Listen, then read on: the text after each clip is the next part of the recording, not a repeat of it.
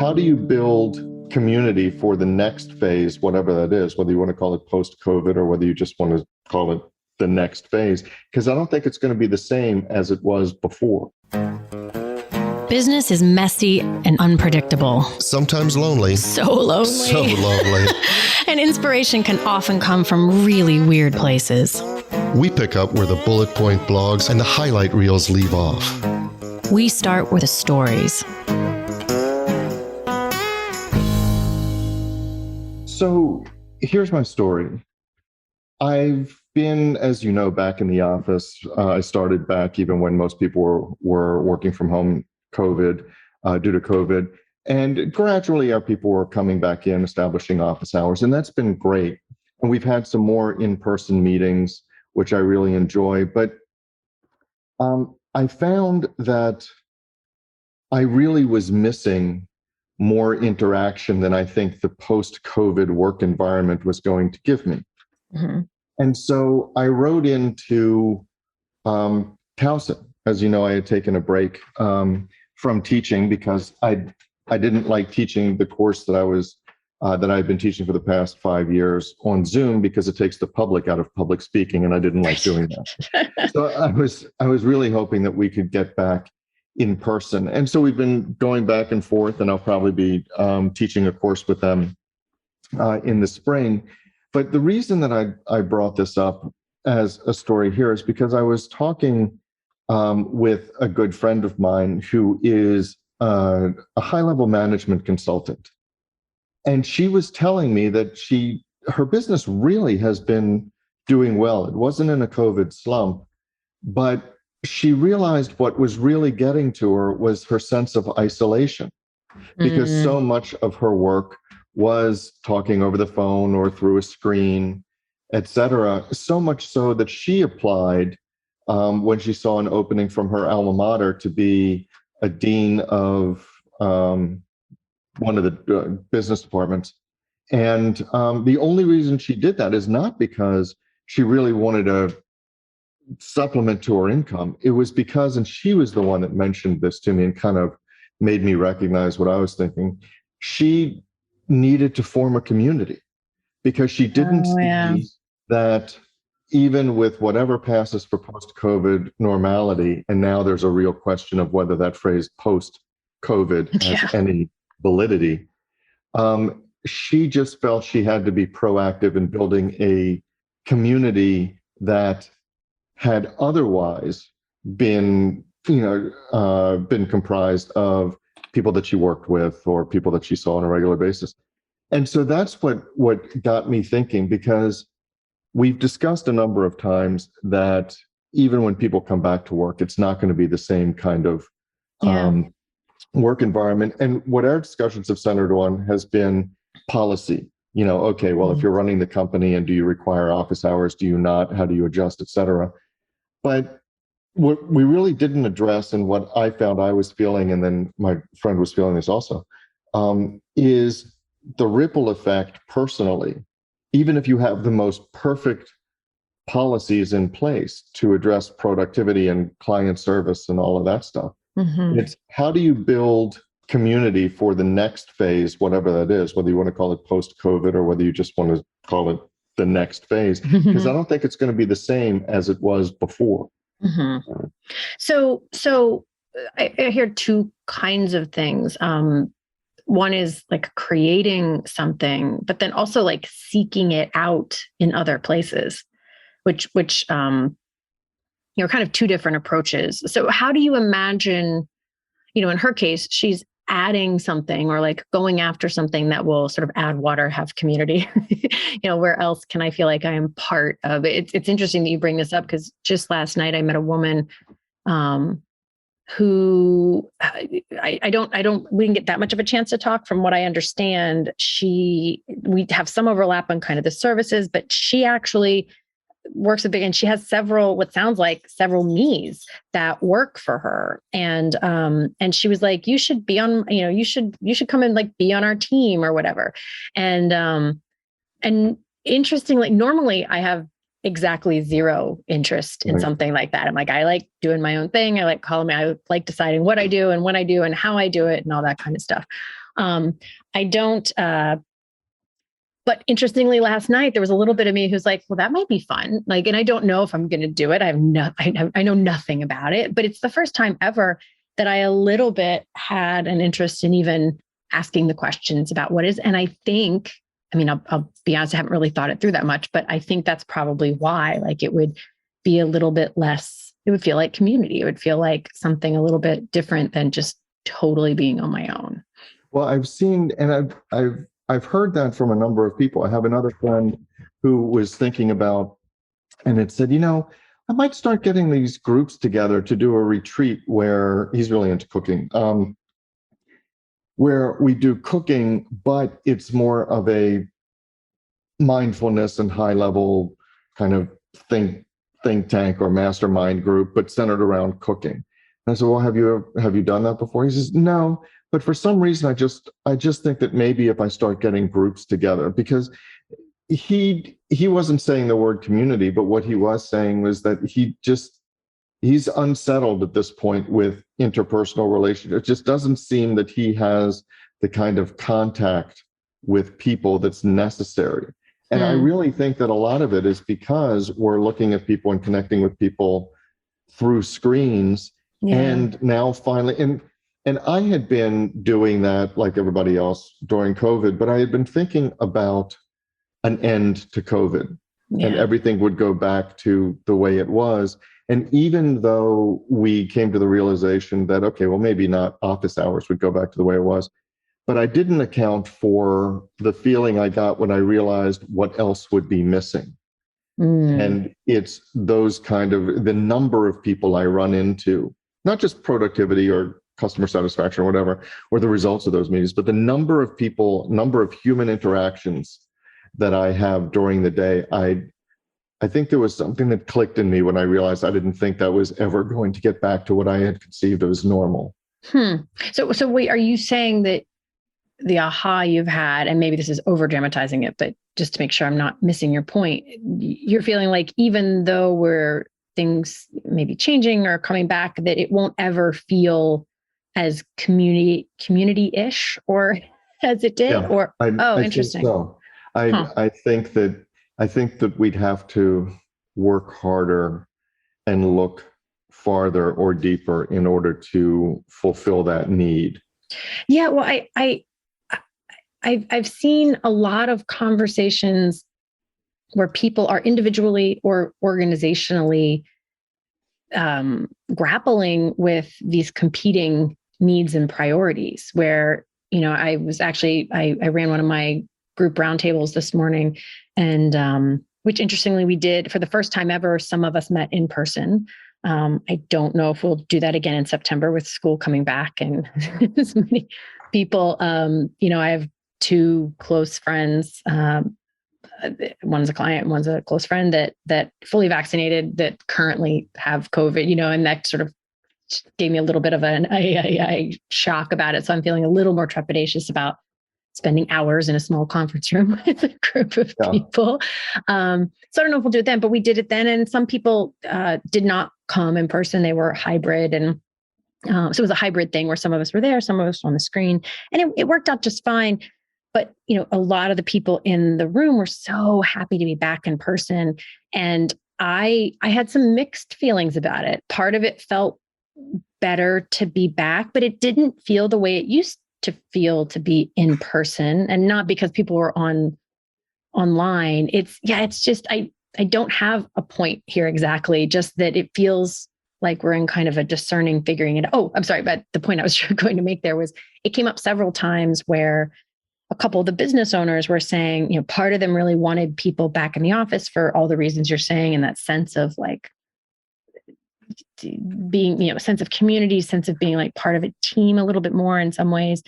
But then also realizing that like you can't do that and have this full flexibility of when and where and how you do it. And it's funny, even this, like that thing ended at 11:30 and you and I were scheduled at 12. I didn't think about the fact that at the time when we scheduled it, that we were doing that in person. And so I had to scramble to get back here in time, because I've gotten used to having so much more of my day, because I don't have to drive places. So I have a lot more hours to spend on things that matter to me because I'm not driving places and whatnot. And so it's that like, gosh, I want community, but gosh, I don't want to give up hours sitting in a car driving places. And I don't know. I think it's an interesting kind of puzzle, maybe. Well, I had a client, he had come in for the first meeting about a week or two ago, and we were going to have a follow-up. And so I sent him an Outlook invitation. I sent him the Zoom link. And then I realized that with Zoom, because when I reset it, you needed a prompt to get in, and I had to admit them from the waiting room. So I sent him an email like 10 minutes before we were supposed to meet, said, "Oh, I forgot, in case you're prompted, here's the prompt to get in, and I'll admit you to the email." And he texted back, he goes, "I'm in the parking lot." And I was like, "Oh, you're coming You're up." here. And we were talking about the fact, because although I did send him the Zoom link, our previous conversations and correspondence would be a follow-up meeting. But I was thinking of a meeting through Zoom just because that's my default at this point. Well, that's a whole other topic that is really funny, because it used to be in person was the default. Like you would not just presume that you're going to be on Zoom. And then we went through a period of time where the only way to meet was via some sort of virtual methodology. So you just assume that was the case. And now you really do have to, compare this, be like, oh, are we doing this in person or are we doing this?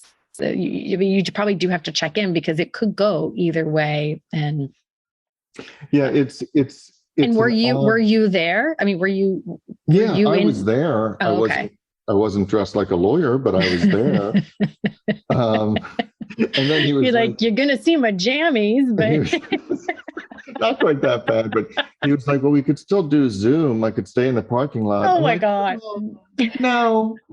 No, because then that would just be stupid. It would. Although hysterically, I've had some when that was more during like the height of COVID at my husband's office. They couldn't, none of their conference rooms were big enough to be like distanced from people. So for some of their meetings, they were each sitting at their desks on a Zoom call.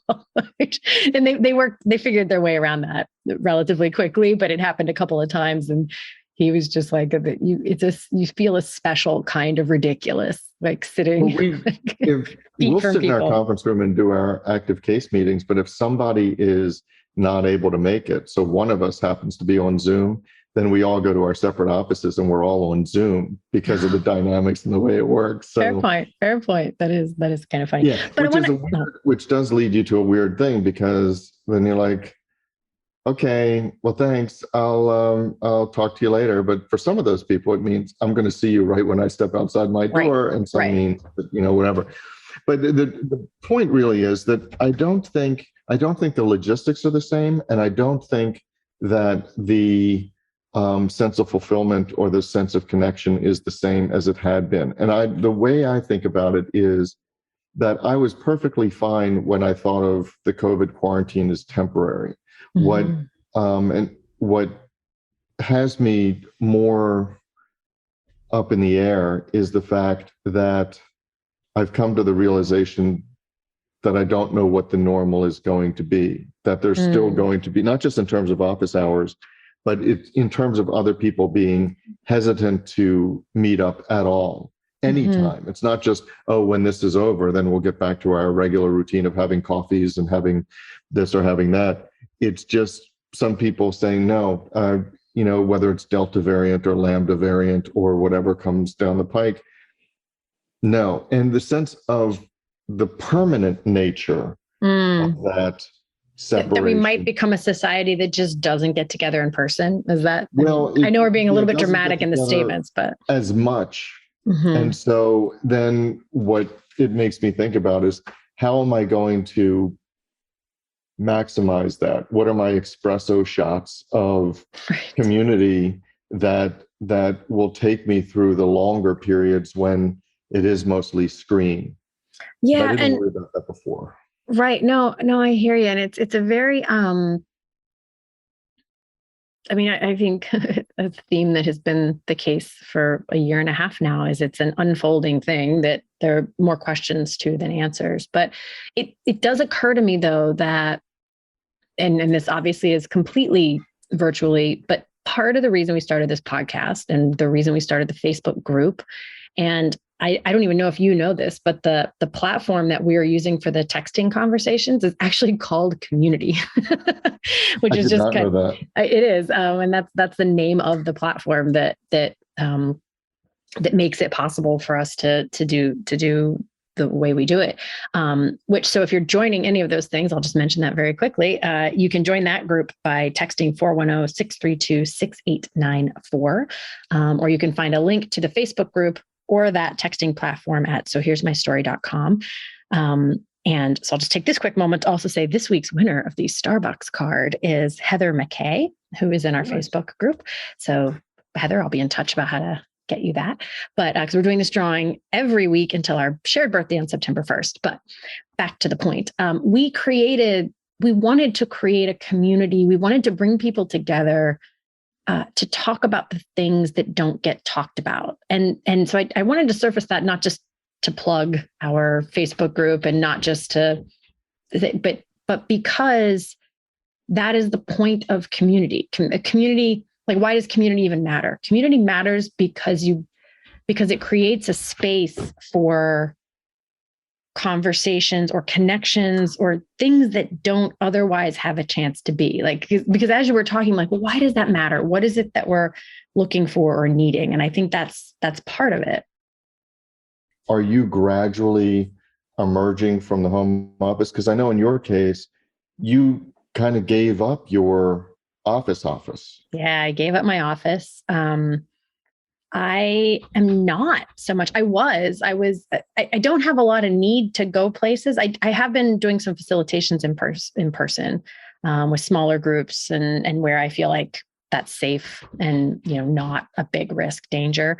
I'm not doing a lot of the things I was doing that I'm having a very surprising reaction because I've always been pretty extroverted and really thrived off of, I liked going to people's offices and seeing different people and chatting and, and I sometimes didn't mind like networking kinds of events. But I'm not feeling that need for it, but I actually don't think that's because I don't have it. Because last night I went to an event. It's one of the first things I've gone to in a while. It was an outdoor thing, but one of my clients was hosting it. So I went and I didn't really want to go, to be honest. Like I went to support my client, but it was a little bit one of these like, blah, I don't really want to go. But then when I got there, I had really good, important conversations. And I was like, oh, I actually do like this. And so for me, I think it's almost a little bit like how there are times where even if I feel like I'm dehydrated, I like almost refuse to drink water. I don't know, it's just like a weird kind of, it's almost like it's like my true north of what I need gets a little topsy-turvy sometimes. And I think I'm having a similar experience with that, with like going back out to things. I think I've forgotten how much I get from going out and being in community with people. And so I probably do need to be doing more of it. But I think for me, it's when, I've gotten more of a taste of it because I've had just recently a couple larger in-person meetings to, whether it's negotiation for transactions or whatever, but really good discussions. And it's like when you finally taste it again, you realize, oh, how much you enjoy doing these things. mm-hmm. But I don't really feel like going that you described before that event. I mean, that's my baseline, COVID or no.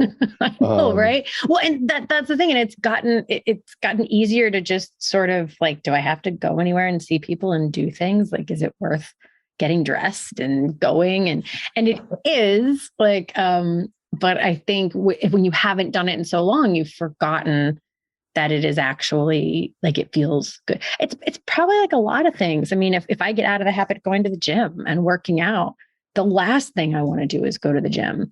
And it takes me between 1 and 2 weeks of going back to start having that like, ooh, like not having to make myself go. I'm actually I want to go. And I think it's never occurred to me that being part of a community or like going and seeing people and connecting with them as humans would ever fall into a category of like, oh, I got to get myself back into the swing of, that list of things like working out or eating well or drinking enough water. Like I couldn't ever imagine that I would have to train myself to get back into the swing of that. But I think that's exactly what's happening for me. I think it is. I think what's the Smokey Robinson line? The taste of honey's worse than none at all. Right? Did you really just quote Smokey Robinson? Yes.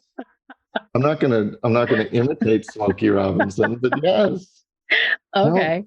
I didn't see that coming. Your life with Smokey Robinson that far from the forefront of your mind? Yes. Really? I do. I feel we've had like 300 recorded conversations, and I still feel like I don't even know who you are. And that's just our recorded conversation. That's just our recorded conversation.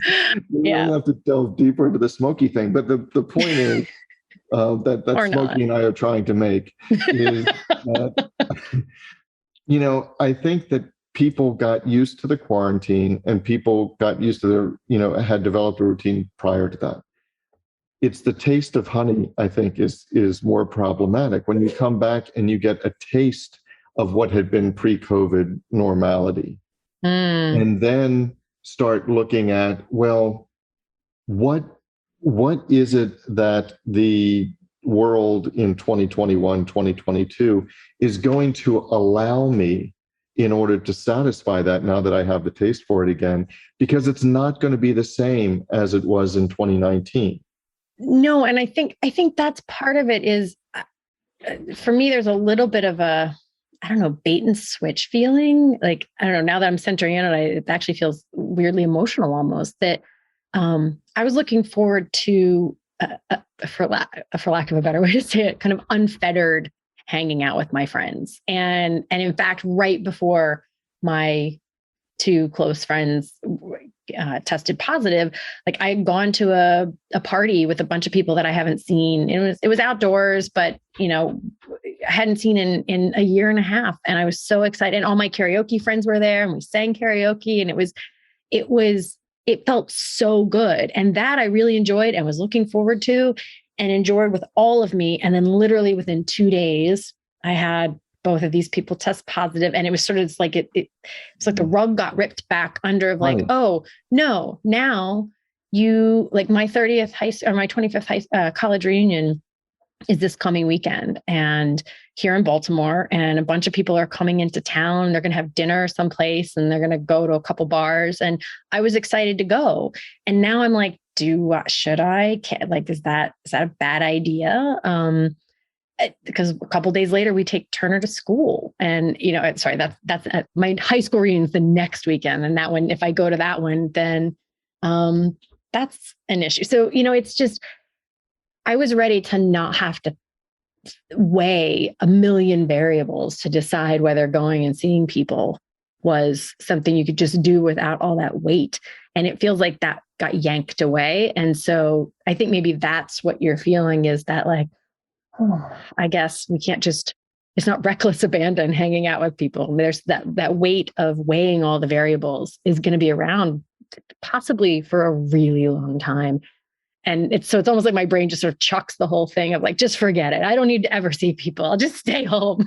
Right. And that's fine until you're confronted with it. I had a client who was reminiscing about the wine and chocolate things that I used to throw. Oh, and he said, if you're willing to put that together, I'll even co-sponsor it. Mm-hmm. And so part of me was like, that would be great. And then part of me was like, oh, but then you get like 100 people together in a room. Yeah. And I'm not sure that that's going to be successful or welcome or whatever. So I guess that was really what brings it full circle to, if normal isn't going to work because normal is described as 2019 and before, then what normal am I going to construct that will? So that's our story. But the discussion doesn't have to end here. No, it does not. In fact, we don't want it to. No, we don't. That is why we actually have our private Facebook group. Which we started to make sure that we could get your comments, your rants, your thoughts. Your stories. Your stories. You can find links to that group as well as show notes and links to subscribe via email and how to find us just about anywhere you can possibly find podcasts at sohere'smystory.com. And you can also find us on Facebook and Twitter at SHMS Podcast. And since we know it takes a village, Yes, it does. we'd like to thank our village, our super talented, incredibly patient team. And occasionally snarky Ooh, team. yeah, but in the best of ways. In the best of Lovingly ways. Snarky. Yes. Good mockery. So a huge shout out to the people who actually help us produce our show. First, our sound engineer, Tom Hansen.